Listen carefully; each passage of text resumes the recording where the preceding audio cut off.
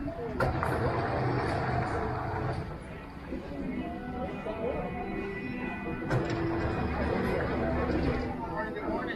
morning. Beautiful day to be on a boat. Yeah.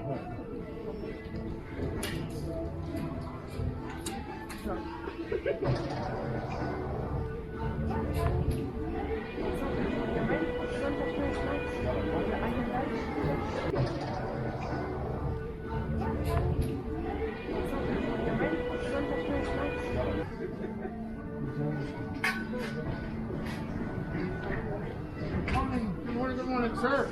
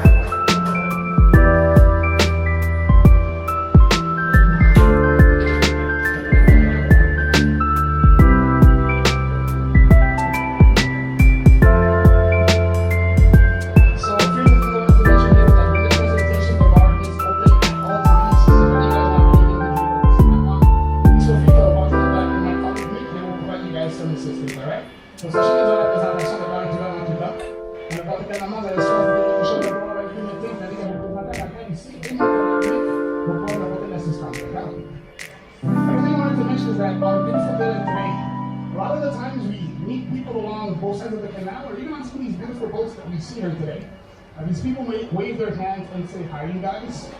Please do not be scared, do not be alarmed. They're not weirdos. On the contrary, they're very friendly. Here in Ottawa, we are very friendly, very sociable. So as we navigate, if you guys have people waving their hands, and saying hi. Do not be scared to wave back, as I'm sure they'll be very grateful that you guys did so, right? La dernière chose que je voulais mentionner, c'est que quand il fait bon comme ça ici à Ottawa aujourd'hui, bien des fois on rencontre des gens de chaque côté du canal, ou même certains bateaux qu'on va croiser ici. Les gens nous envoient la main et nous disent bonjour. Il ne faut pas avoir peur. Au contraire, ici à Ottawa, on est des gens très gentils, très sociables. Donc, alors qu'on arrive ici, c'est des gens qui vous envoient la main pour vous dire bonjour. N'hésitez pas à leur envoyer la main car j'en suis sûr que vous en serez très reconnaissants, d'accord? So welcome everybody to Ottawa. Welcome on board the Queens of the Drive. Bienvenue tout le monde à Ottawa, bienvenue à bord du Queens of the Drive. So as you all know by now, our boat is a boat that's 100% electric. Donc comme vous savez tous, notre bateau est un bateau qui est 100% électrique. Donc on a fait une étude à travers le Statistique Canada pour voir exactement où est-ce que notre bateau électrique se tiendrait à côté des autres bateaux électriques. Et il semblerait que notre bateau soit le plus large ici en Amérique du Nord transporte des gens. Donc je voudrais remercier tout le monde d'avoir choisi notre bateau cette journée. Comme ça, on peut donner une chance à la nature pour se recycler ici un petit peu et se débarrasser du motif de carbone et tout présentement. So, we did a survey through Stats Canada to try and find out to see exactly how big our boat was compared to other electric boats. And they came back to us saying that we have the largest boat in North America that actually transports people. So thank you very much, everybody, for choosing our boat today. Like this, we're able to provide Mother Nature a chance to recycle herself and to actually get rid of some carbon monoxide that is choking her up right now. So I actually think that you guys deserve a nice hand of applause. Tous one bon applaudissement. Merci beaucoup tout le monde. Thank you very much, everybody. Woo-hoo! So the issue of the Rideau Canal here dates back during the War of 1812. Donc l'histoire du canal de Rideau ici débute durant la guerre de 1812. At that time, the Americans and the British, they are fighting along the St. Lawrence River, and the British almost actually lost this battle because so many ships were being sunk. So the British came up with this bright idea here to have an inner route that would come through Ottawa, and this inner route would permit them to bring cargo to two major ports that they had in the region. Now these ports were located in Kingston and Montreal. Donc, dans la guerre de 1812 ici, les Américains et les Britanniques se battaient le long du fleuve Saint-Laurent. Et les Britanniques ont presque perdu cette bataille parce que plusieurs navires se faisaient couler. Donc les Britanniques ont décidé alors d'ouvrir une route interne ici qui passait à l'intérieur de Ottawa. Et cette route interne leur permettrait d'amener du cargo à deux ports majeurs qui seraient dans la région. Ces ports étaient situés à Kingston et à Montréal. So after the war of 1812, when the invasion was no longer imminent, the idea of the Rideau Canal arose a little bit later. By then we're now in 1826. Donc après la guerre de 1812 ici, parce que les raisons étaient bien évidentes, l'idée du canal de Rideau va faire surface un petit peu plus tard. On est alors rendu maintenant en 1826. So 1826, the Americans are now in the process of building the Erie Canal. And the Erie Canal had the potential of diminishing the revenue of the British since less boats were going to be passing through the St. Lawrence River. So the British then decided to open up commercially the Rideau Canal, and that would permit them to compete against the Americans and the Erie Canal back in those days. Donc en 1826, maintenant, les Américains sont en train de creuser le canal Erie. Et le canal Erie avait le potentiel de diminuer le revenu des Britanniques puisque moins de bateaux pouvaient prendre le fleuve Saint-Laurent. Donc les Britanniques ont alors décidé d'ouvrir commercialement ici le canal Rideau, afin de compétitionner contre les Américains et le canal Erie à cette époque. So the works to complete the Rideau Canal here were undertaken by Colonel John By. Colonel By was an engineer of the British Army, and he used approximately 4,000 men. Donc les travaux ici pour compléter le canal Rideau ont été entrepris par le colonel John By. Le colonel By était un ingénieur de l'armée britannique royale, et lui, il a utilisé à peu près 4,000 hommes. 47 knots. Donc le colonel By, ces hommes, qu'est-ce qu'ils ont fait? Ils ont construit 47 écluses. So between Ottawa and Kingston, Ontario, there's about maybe 200 kilometers that separate both cities, and the natural bodies of water that separate. Now, all the things that we have seen here on the left-hand side are actually part of the University of Ottawa. Donc, les édifices qu'on a vus ici à la gauche font partie de l'Université d'Ottawa. So the University of Ottawa was established by the French Old Fathers. That was back in 1848. And when the school first opened their doors, they had about initially 60 students and 12 professors. Donc, l'Université d'Ottawa ici était fondée en 1848 par les pères au bac français. Et initialement, l'ouverture de l'école, il y avait environ une soixantaine d'étudiants et une douzaine de professeurs. Last year, though, the university had a record-breaking registration year, with approximately 46,000 students that have enrolled into the school last year, and now about 1,200 professors providing assistance to pass their grades. Donc, l'Université d'Ottawa l'année passée a eu un enregistrement record, avec environ 46 000 étudiants qui ont été enregistrés, et maintenant environ 1 200 professeurs leur apportent soutien pour passer leurs études ici. So, the University of Ottawa was actually one of the first bilingual universities to have ever been established here in Canada. Until this day, the students are still able to provide their homeworks in English or in French, which are the two official languages here of the country. Donc, l'Université d'Ottawa ici est en fait une des premières universités bilingues à avoir été établie ici au Canada. Et jusqu'à ce jour, les étudiants peuvent continuer à remettre leurs devoirs en anglais ou en français, qui sont les deux langues officielles du pays ici. Now, as we turn the curve here on the right-hand side past the trees and the shrubs, you guys are going to see this grayish building with black trim windows. This is actually going to be the German embassy. Donc ici à la droite du bateau, passez les armes et les buissons, on commence à percevoir l'édifice gris avec des fenêtres cadrées noires. Ça c'est en fait l'ambassade de l'Allemagne. So the German embassy here, the property was initially purchased in 1954. First embassy was built in 1957, but from 1992 to 1995, major renovations were brought up to the embassy here, giving it this kind of modern look that we see here on the right-hand side of the boat. Donc, la propriété de l'ambassade était initialement achetée en 1954. La première ambassade a été construite en 1957, mais de 1992 à 1995. On a apporté des rénovations majeures à l'ambassade ici, devant cette allure moderne qu'on voit présentement sur la droite du bateau. Now, an interesting story about the German embassy is that the German embassy was actually one of the first embassies to have ever been established here in Canada after the Second World War. And it is rumored that the Germans were actually so scared to be spied upon back then that they imported all of the materials necessary here for the construction of their first embassy, which actually skyrocketed the price tag 3 to 4 times what they expected to pay. Donc, une petite anecdote ici à propos de l'ambassade de l'Allemagne, c'est que c'est une des premières ambassades à avoir été établie ici au Canada après la Deuxième Guerre mondiale. Et là, depuis qu'à l'époque, les Allemands étaient tellement peur, ils avaient tellement peur de se faire espionner qu'ils ont en fait importé tout le matériel nécessaire pour la construction de leur première ambassade ici. Peut-être que la valeur à 3-4 fois plus cher que ce qu'ils s'attendaient à payer. Now, to be honest with you guys, the Germans were actually right to be scared. The reason why, because throughout the years, we did end up putting little cameras in front of their embassy to see what they were up to. Now, unfortunately for us, though, the only thing we were able to discover was how to do the best craft beer in the world. It's pretty lousy cameras, that's my opinion. Alors, les Allemands avaient raison d'avoir peur ici, parce qu'au fil des années, les petites caméras devant l'ambassade, pour moi, ce que les Allemands faisaient. Malheureusement, pour nous, la seule chose qu'on était capable de découvrir, c'était comment faire de la bière en fût. C'est pas tellement fort comme contre-espionnage, si vous me demandez mon opinion personnelle. Now, at the front right of the boat in a few moments, we're going to see this big yellow house with a red rooftop. And in front of this house, you guys are going to notice this big red statue. Donc, à l'avant-droit du bateau, ici, on commence à percevoir une grosse maison jaune avec un toit rouge. Et devant cette maison, on a une statue qui est présente devant elle ici. So, this big yellow house here with the statue behind it, in front of it, I should say, is the Armenian embassy. Donc, la maison jaune ici, la statue derrière elle, c'est l'ambassade de l'Arménie. So, the Armenian embassy here, this house was built in 1908. And was for many years the residence of rich businessmen that lived here in Ottawa. But in 1995, a rich Armenian businessman purchased a house and made it to his country. And since then, this house has become the Armenian embassy. La maison ici a été initialement construite en 1920. Et pour plusieurs années, fut la résidence de riches hommes d'affaires qui habitaient à Ottawa. En 1995, un riche homme d'affaires arménien a acheté la maison, il a donné à son pays et les finances devenues l'ambassade de l'Arménie. So the big red statue that we see in front of the house here is made out of a 2-foot orange stone. Now, 2-foot orange stone is a stone that comes from Armenia, and this statue weighs approximately 6 tons. Donc, la statue qu'on voit dans la maison ici fait en 2-foot orange. Le 2-foot orange est en fait une pierre qui vient de l'Arménie, et cette statue pèse environ 6 tonnes. So, the sculpture was actually sculpted by a famous Armenian sculptor.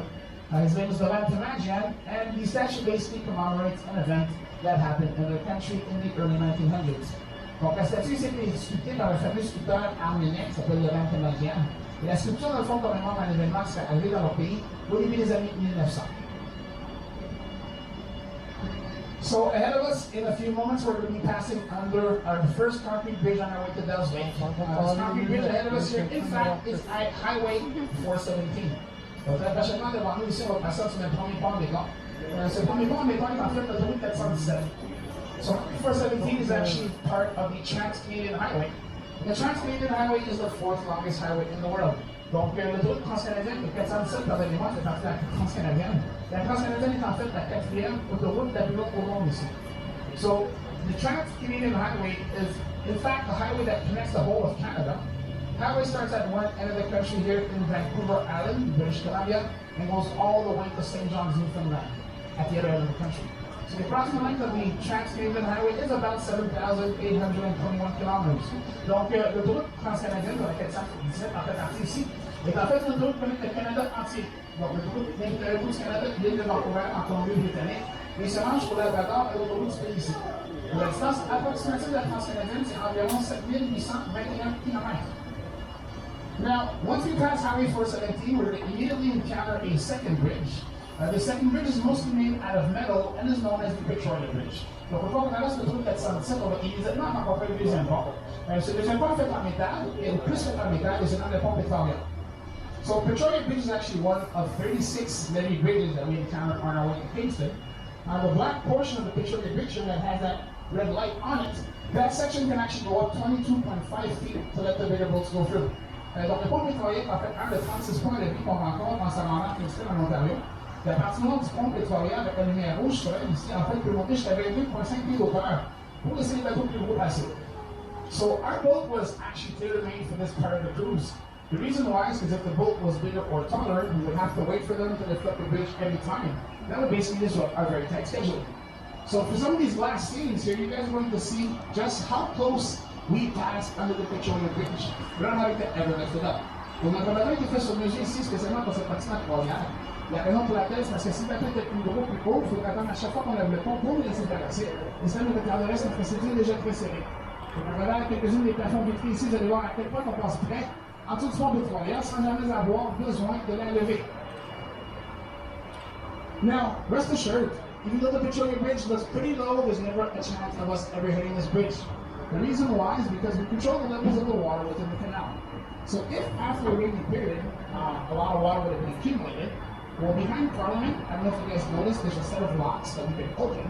When we open the locks completely here behind Parliament, that actually empties the canals into the Ottawa River in the back here. So theoretically, there's never a chance of us to ever hit this bridge. I would hope. Non, même si c'est pas tout en ligne, on ne fait pas ici, on fait des choses un peu sur le bord.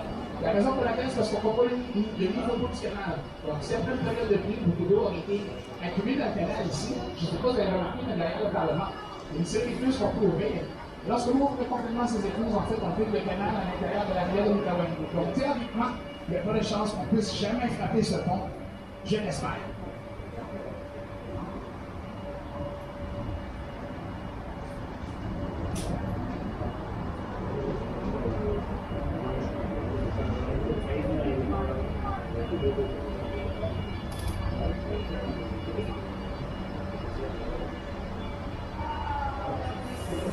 Even though it's close, we still pass with about half a foot to spare here. But même si c'est long, parce qu'on a complètement de pieds d'écart.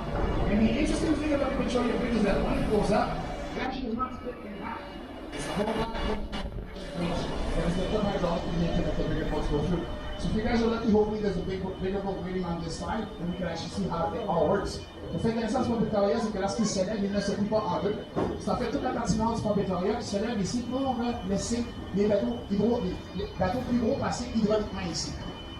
Now, if you take a look to the back right-hand side of the boat, you now start to see this castle-like building that's taking shape here at the back right-hand side. So regarde à l'arrière-bord du bateau, ici on commence à percevoir une existe ressemble à un château qui est en forme ici. So that castle-like building here was a Canadian Museum of Nature. Il existe là-bas qui ressemblait à un château, c'était le musée canadien de la nature. Canadian Museum of Nature is actually one of the best resources we have here in the country for the understanding of our natural world. So the museum talks about the mammals, minerals, fossils, and aqua that have evolved here in Canada. Le musée canadien de la nature, c'est un des grands musées ici au Canada. Le musée a pour mission de faire découvrir notre monde naturel. Donc on parle des mammifères, minéraux, fossiles, ainsi que de toute vie aquatique qui est éloignée de le pays ici.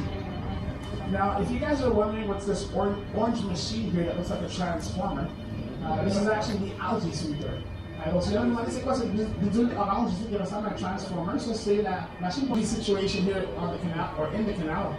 So the National Capital Commission, who is mandated to clean the canal, actually uses this machine once or twice per week when it is not broken. Donc, la Commission de la capitale nationale, c'est eux qui s'occupent de nettoyer le canal ici. Et ils utilisent cette machine au moins 1 ou 2 fois par semaine lorsqu'il n'est pas brisé. Now, as we navigate through this section, you guys have probably noticed the beautiful pathways and parts that we have along both sides of the canal here. Unfortunately, it was not always this well manicured. Donc, alors qu'on arrive dans cette section, j'ai sûrement remarqué les beaux parcs et paysages qu'on a présents de chaque côté du canal ici. Malheureusement, ça n'a pas toujours été entretenu de cette façon. Initially, back in the early 1840s here, on the right-hand side of the boat, we had mills and factories. So essentially very polluting buildings were in the area back then. In the early 1850s, on the left-hand side of the boat, the first train tracks were installed, and they were heading to downtown. So back then, Ottawa was known to be a very noisy and polluted city, but things started to change when Queen Victoria declared Ottawa the nation's capital. That happened in 1857. Donc, initialement, pour les droits du bateau, dans les années 1840, on avait des usines et des entreprises très polluantes dans la région de l'époque. Au début des années 1850, du côté gauche du bateau, les premiers rails de train avaient été installés. et ça menait en direction du centre-ville. Donc à cette époque, Ottawa était connu comme une ville très polluée, très bruyante. Mais les choses ont commencé à changer lorsque la reine Victoria déclara Ottawa la capitale nationale. Ça, c'est arrivé en 1857. So in 1899, a commission was established, and this commission had the order of beautifying the city. So what this commission was doing back then is that they were actually purchasing land and turning this land into parks and green spaces. And the commission of 1899 was actually credited of getting rid of the mills and factories that were on the right-hand side of the boat, and they installed the road. Now, since its inauguration here, the street on the right has changed names many times, but today it is known as Queen Elizabeth Drive, and that's in honor of the Queen. Donc en 1899, une commission a été fondée ici. Et cette commission avait comme mandat d'améliorer la ville d'Ottawa. Donc ce que la commission faisait à l'époque, c'est d'acheter des terrains pour les transformer en espaces verts et en parcs. Et la commission de 1899 a été créditée ici d'avoir d'avoir enlevé les usines et les entreprises polluantes comme le bateau, et ils ont instauré une rue. Donc au fil des années, la rue, c'est la droite, elle a changé de nom à plusieurs reprises. Mais aujourd'hui, elle se nomme la promenade de la Reine Elisabeth. Ça, c'est la promenade de la Reine ici. Now, as we navigate through this section, you guys are now going to notice that the walls of the canal are seem to get further apart from each other here. Alright, it's a little bit more evident as we go further ahead. But the reason why that is because back in Colonel By days, this whole area here used to be a huge swamp. Alors qu'on arrive dans cette section, vous allez vous rendre compte que les murs du canal vont s'en se distancer les uns des autres. La raison pour laquelle c'est comme cela, c'est parce qu'à l'époque de Colonel By, la région ici était une grande marécage. So Colonel By actually had a lot of difficulty as he was digging the section. The reason why is because every time we put the walls in the swamp, the walls would basically fall over. So how the Colonel was able to overcome this problem is that he had to put the walls on the outside of the swamp, then fill in the interior, and that would permit him to continue his canal passage here. Bon, malheureusement pour le Colonel By à son époque, il rencontrait beaucoup de difficultés alors qu'il est présent dans cette section. La raison pour laquelle, c'est parce que chaque fois qu'il mettait les murs de la marécage, les murs tombaient. Donc pour surmonter ce problème, que le colonel a dû faire ici, c'est qu'il a dû mettre les murs à l'extérieur de la marécage. Par la suite, inonder l'intérieur et cela le permettrait de continuer son chemin de canal. Now, as you guys figured out, the walls that we have right now are not the original walls of back of Colonel By days. Back in his days, he was actually using petrified wood and tree trunks as the canal walls back in his time. Donc vous avez sûrement pu devenir les murs qu'on voit présentement, mais ce ne sont pas les murs originaux à l'époque de Colonel By. Et à son époque à lui, il utilisait du bois pétrifié et des troncs d'arbres comme murs de canal à son époque. And unfortunately for him, though, as he was working in this section, it was a very, very hot summer. And the whole area here was infested with black flies and mosquitoes. Unfortunately for him, yeah, he lost about 400 men due to a malaria outbreak that was So right next to the Armenian domain, we now start to see a stadium. The stadium back in the days was known as Lansdowne Park Stadium and was the residence of the Ottawa Rough Riders. Donc ce stade à l'époque était nommé au nom du stade du Parc Lansdowne, et c'était la résidence des Rough Riders de Ottawa. Today the stadium is known as TD Place, donc aujourd'hui ce stade se nomme la Chasse-Télé, and TD basically stands for Toronto Dominion, which is the name of the bank that financed the reconstruction of the stadium here. Donc TD en fait veut dire Toronto Dominion, qui est le nom de la banque qui a financé la reconstruction du stade ici. So TD Place was renovated between 2007 and 2014. Stadium has approximately 24,000 seats and is today the residence of our beloved local football team that we have here in Ottawa, known as the Ottawa Red Blacks. Go Red Blacks, go! Entre 2007 et 2014, le stade a environ 4 messages et c'est la résidence de l'équipe de football connue ici à Ottawa qui s'appelle le Rouge et Noir. So the stadium is also used for other events throughout the years. We have concerts, fireworks, corporate events that happen from time to time. And if you guys take a look right next to the stadium here, you see this condo tower that was built right next to the stadium. This condo tower is actually considered as a prized property by some of their tenants. Donc à l'intérieur du stade, durant l'année, on a des événements corporatifs, des concerts, des feux d'artifice qui se déroulent de temps en temps. Et si vous regardez à côté du stade, ici on commence à apercevoir une tour à condo qui a été construite à côté du stade. C'est tout un condo qu'en fait considéré comme un appartement très prisé par quelques-uns de leurs habitants. Now, the reason why that some of the people that live in this condo tower here consider their apartment as a prized property is because the stadium is an open concept stadium. So depending on the floor that you live at in the building, and the angle that your apartment has facing the stadium, well, from the comfort of the house, you can watch everything free of charge. Soccer games, football games, concerts, fireworks, you guys can name it. If you're in the apartment here, you can watch the programming. And even when you open up the window of the patio door, you in fact receive all the crowd energy that enhances the experience. It's definitely a prized property for some of their tenants here, indeed. Donc, la raison pour laquelle ça fait ByWard to continue his canal route. Donc, les personnes qui ont voulu sur le bord de la rue, c'est lorsque initialement le gouvernement voulait continuer son chemin de canal. Now, unfortunately for Colonel Rideau, as he was digging and dynamiting across the street here, he wasted a lot of time and energy because he encountered solid bedrock. So after digging and dynamiting for a while, the Colonel got mad, decided to backtrack, and to dig into the route that we are taking today. Donc malheureusement, le Colonel Rideau, il creusait, il finissait au bord de la rue ici, il a dépensé beaucoup de temps et d'énergie, parce qu'il a rencontré du roc solide. Donc après avoir creusé et dynamité pour un petit bout de temps, le Colonel Rideau s'est fâché, il a repoussé le chemin et décidé de creuser dans la route qu'on prend présentement. Now, there's one thing I want to clarify here before we continue when we talk about dynamiting back in Colonel Rideau days versus dynamiting today. Today we have access to plastic, C4, and all sorts of remote control dynamiting that makes it a lot more safer to use. But back in Colonel Rideau days, these guys were like literally doing the same thing that we see in the butts of engines. Staggered levels of black powder almost everywhere, leaving the shot of black powder that they would have to light up and then run for their lives or make an explosion. Boom. Very tough times back in those days. But unfortunately here, as he was getting in this section, Colonel Rideau actually encountered the same bedrock problem, so he actually had to make a compromise. Donc, une chose que je vais mettre au clair ici avant de continuer dans son plan de dynamitage à l'époque de Colonel Rideau versus dynamiter aujourd'hui. Aujourd'hui, on accède du plastique, du C4 et toutes sortes d'explosions télécommandées qui rendent cela beaucoup plus sécuritaire. Mais à l'époque de Colonel Rideau, c'était vraiment comme dans les films de cowboy en noir et blanc qu'on voit à la télévision aujourd'hui. On va dire qu'on entassait des barils de peau noire un petit peu partout. Par la suite, on a fait une petite image de peau noire, il fallait allumer et se sauver et avoir les jambes pour être pris dans l'explosion. Vraiment très difficile à cette époque. Mais malheureusement pour le colonel, alors qu'il est présent dans cette section, il ne rencontre pas le même genre de roc solide, donc il a dû faire un compromis. So the compromise that Colonel Rideau decided to do here was to actually diminish the width and the depth that he had planned for this section of the canal. And how he was able to determine the necessary width is that he told himself that he needed to have at least 2 military boats would have to pass side by side in this section for it to be satisfactory. Donc le compromis que le colonel Rideau a dû faire ici, c'est qu'il a décidé de rétrécir la largeur et la profondeur qu'il avait initialement entreprise pour cette section du canal. Et comment est-ce qu'il était capable de déterminer la largeur nécessaire? C'est qu'il s'est dit qu'il fallait avoir au moins 2 bateaux militaires qui puissent être capables de passer dans cette section ici côte à côte pour que ça puisse être satisfaisant. Now, if you guys are wondering if there are any fish in the canal, that's an affirmative. We do actually have many types of fishes. Donc, si vous demandez si des poissons dans le canal, oui, je vous le confirme. On a même plusieurs types de poissons. Some of the fish that we can find here, we have carp, bass, freshwater hill, pike, catfish, and sunfish. And from time to time, you guys can even catch a turtle or 2 swimming here within the canal. Donc, on trouve la carpe, la cheville de douce, les brochettes, la barbotte, ainsi que les poissons-là, les mêmes de temps en temps, on voit même les tortues qui naviguent ici à l'intérieur du canal. Now, believe it or not, I was actually told a very long time ago that it seemed that even sharks used to be rolling down the canal. But,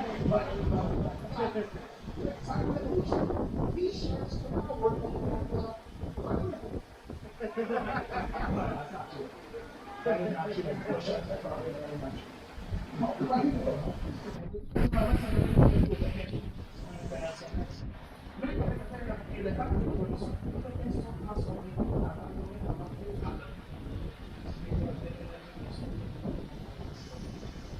That being said, fishing is yes allowed. It can be done. The only thing though that the fish get stuck through not walls and the wrong temperature. So really lack of oxygen, a lack of food for these fishes, they don't become very healthy for us humans. So even though fishing is allowed, we ask the people that are lucky enough to catch these fish to not eat them and to please release them back into the water and hope that they will chance for something else. C'est ainsi que chez la canal, vous pouvez faire c'est une chose que les poissons restent entre les gens donc les poissons, quand ils sont en très bonne santé, pour nous, ils sont donc même si les péchés qui arrivent, ils vont demander aux gens de laisser chanter ces poissons. Et après, ils vont demander de les laisser à l'eau afin de laisser l'action, ça peut être quelque chose de pouvoir. Now, as we follow here in Canada, the nuclear plant is extremely cold. What we actually know in the nuclear plant is that it's really water, and it's good constantly full of water. Once that water is frozen, it then becomes the second longest outdoor skating in the world. Kalau kita lihat proses penelitian mana, mungkin akan ada kemungkinan kesehatan sebagai menurut saya agak kuat. Une fois que c'est les choses, alors la deuxième demande d'assurance c'est So we are set into a C1 Olympic network. Now there they actually have 2 lakes that connect. And the winter time, once that water is frozen, people can actually skate on it. So I think it's going to beat us by a few. We are the position #1 here in the world for the win of our outdoor skating. Donc, le numéro 2 ici, à 6 mois, il vient, c'est ce qu'on peut pas.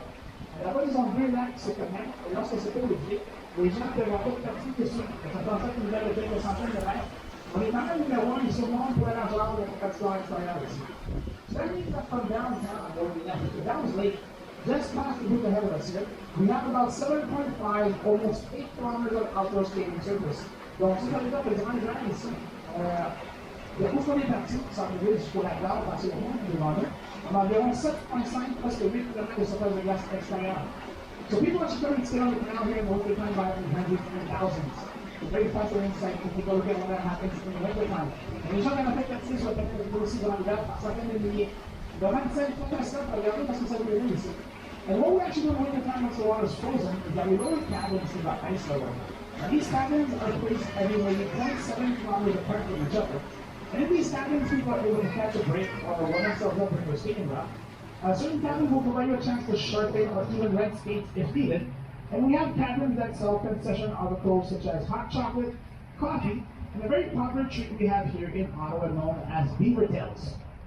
Very popular for the calories and the energy that this treat provides you to continue skating on a cold winter day. Donc, durant l'hiver, lorsque la glace est tombée sur le canal, on avait des cabines au niveau de la glace, et ces cabines sont environ placées environ chaque 0.7 km les unes des autres.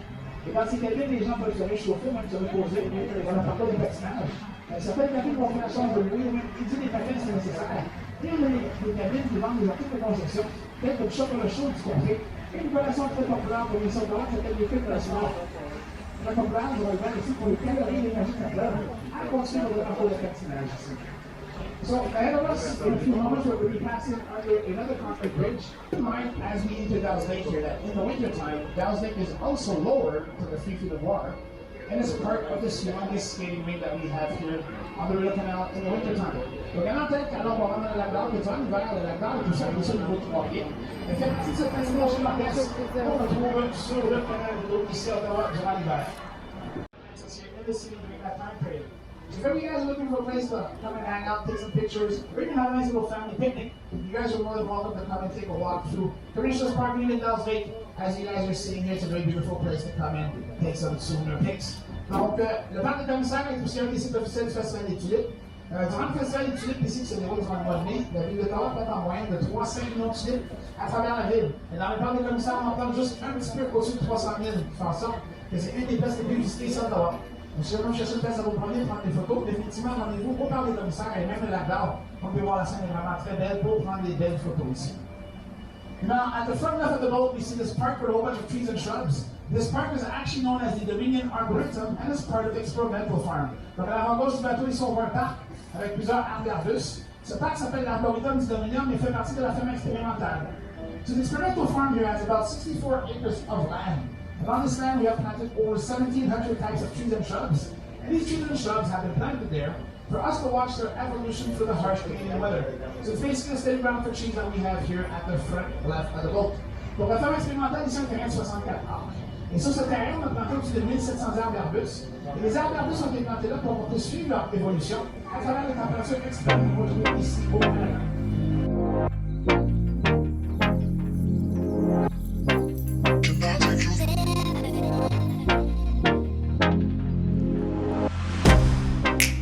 Get you out of my mind. It's like I feel it for the first time. Been thinking about you all night. I've been searching for this all my life. You're just my type. I've been looking for a boy who can treat me right. Your dark hair with those eyes so bright. They look into my soul and it sparks my life. Can I take you there?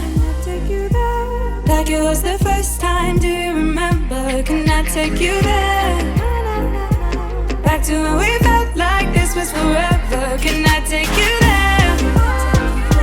Like it was the first time, do you remember? Can I take you there? You're all I need. Can I take you there? Can I take you there?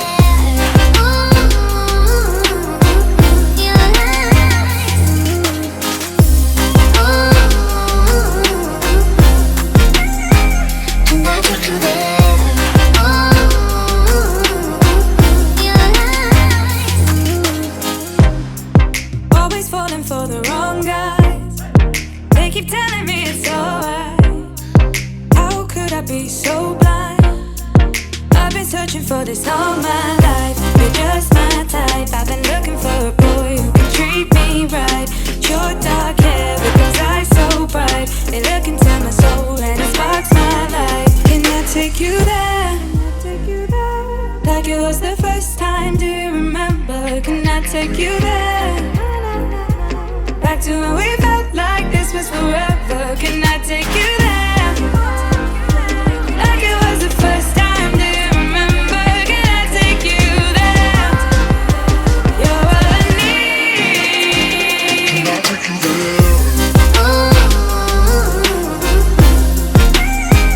Can I take you there?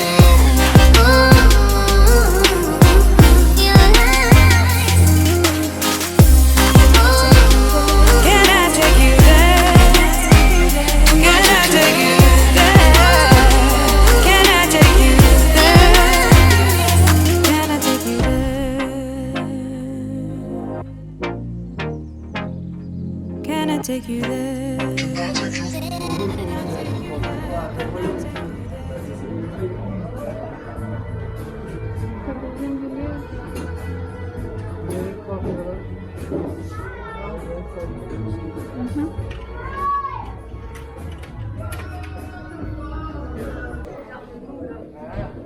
It's fall.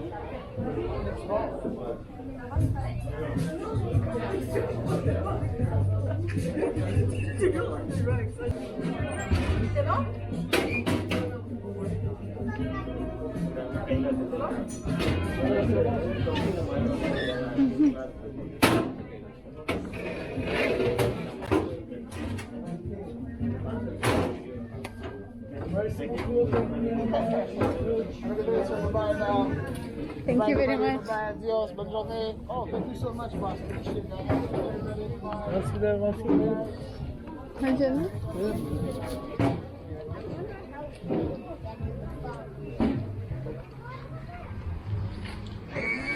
Süperdi. Yeah, çok güzeldi.